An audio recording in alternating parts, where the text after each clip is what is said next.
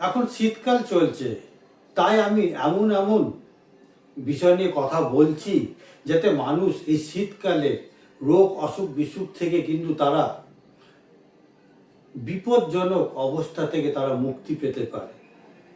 তো আজকে কথা বলবো কিডনি কিভাবে পরিষ্কার করবে ঘরেই, একটা পয়সাও খরচা হবে না বাড়তি, একেবারে সামান্য পয়সায় কিন্তু আমরা নিজের কিডনিটা পরিষ্কার করে নিতে পারবো।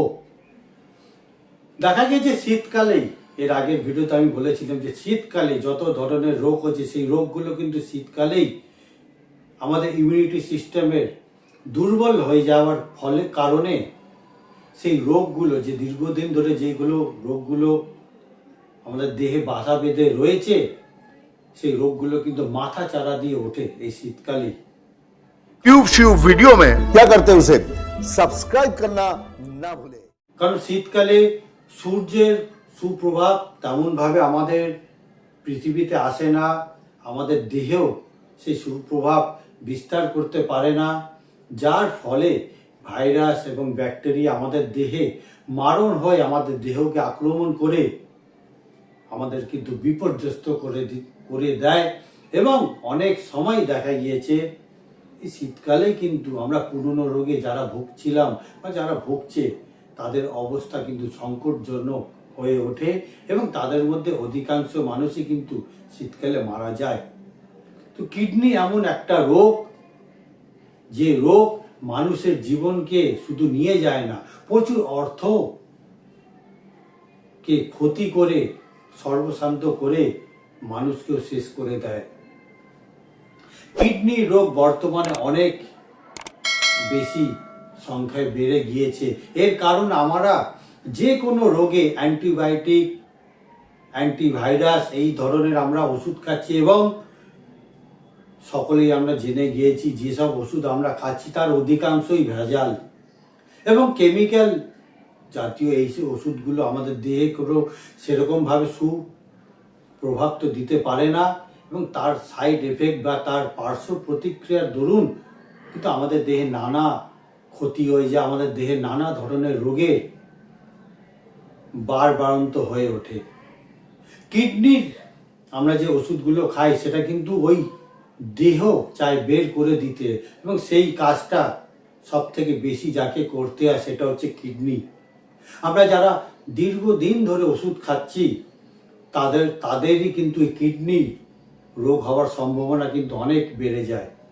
তো সেই কিডনিকে যদি সুস্থ রাখতে হয় অন্তত প্রতি মাসে 3টে দিন আমাদের কিডনি নিজের বাড়িতে নিজেকেই পরিষ্কার করে নিতে হবে, নতুবা কিডনি রোগ বা কিডনি একেবারে বিকল হয়ে যাওয়া অসম্ভব না, আজকালকার দিনে একেবারে স্বাভাবিক হয়ে গিয়েছে।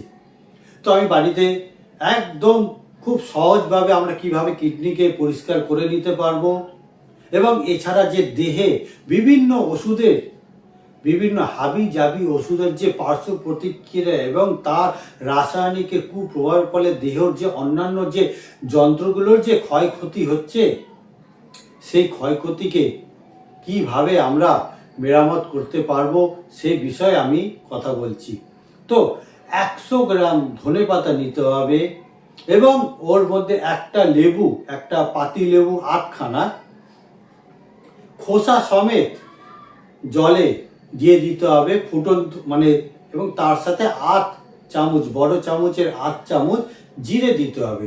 তো এই 3টে জিনিসকে একত্রে কিন্তু 20 থেকে 25 মিনিট ধিমে আঁচে ফুটিয়ে নিতে হবে এবং এটাকে ফুটিয়ে নেওয়ার পরে সেটাকে ছেঁকে নিয়ে হালকা অল্প গরম অবস্থায় সেটাকে চুমুক দিয়ে দিনে 2 বার পান করতে হবে এবং এটা পরপর 3 দিন করে নিতে হবে।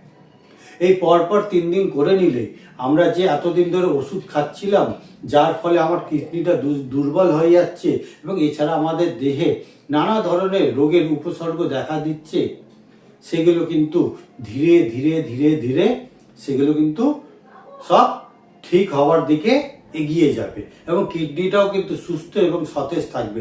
কিডনি যদি কোনো অবস্থায় বিগড়ে যায় তাহলে কিন্তু দেহর মধ্যে যে ময়লা বেশ দূষিত পদার্থগুলো যে জমে থাকে সেগুলো কিন্তু বের করার আর কোনো উপায় থাকবে না।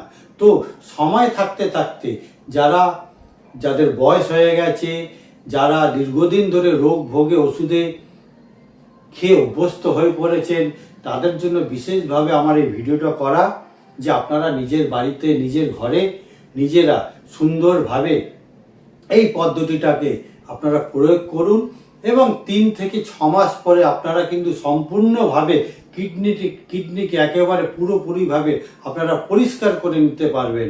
এবং সবাইকে এটাই বলবো যে রোগ হলে কিন্তু সঙ্গে সঙ্গে তড়িঘড়ি করে কিন্তু ওষুধ খেতে যাবেন না।